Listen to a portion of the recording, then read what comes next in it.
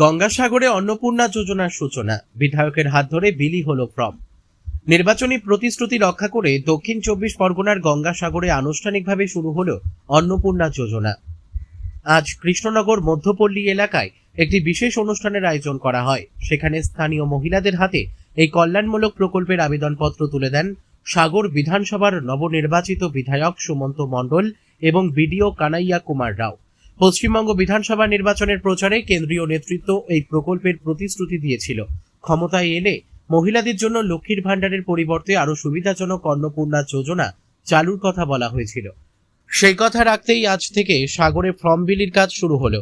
অনুষ্ঠানে বিধায়ক সুমন্ত মণ্ডল জানান, মা বোনেদের মধ্যে এই যোজনা ঘিরে বিপুল উৎসাহ দেখা যাচ্ছে।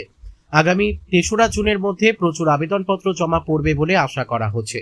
এই প্রকল্পের মাধ্যমে যোগ্য উপভোক্তা মহিলারা সরাসরি নিজেদের ব্যাংক অ্যাকাউন্টে প্রতি মাসে ৩,০০০ টাকা করে আর্থিক সহায়তা পাবেন। আজ ফর্ম বিলি প্রক্রিয়ার সূচনা হতেই স্থানীয় মহিলাদের মধ্যে খুশির হাওয়া ছড়িয়ে পড়ে। দ্রুত আবেদন প্রক্রিয়া শেষ করে উপভোক্তাদের অ্যাকাউন্টে টাকা পৌঁছে দেওয়ার আশ্বাস দিয়েছে স্থানীয় প্রশাসন। দক্ষিণ 24 পরগনার সাগর থেকে রবীন্দ্রনাথ পড়ুয়ার রিপোর্ট, বিগ নিউজ বাংলা।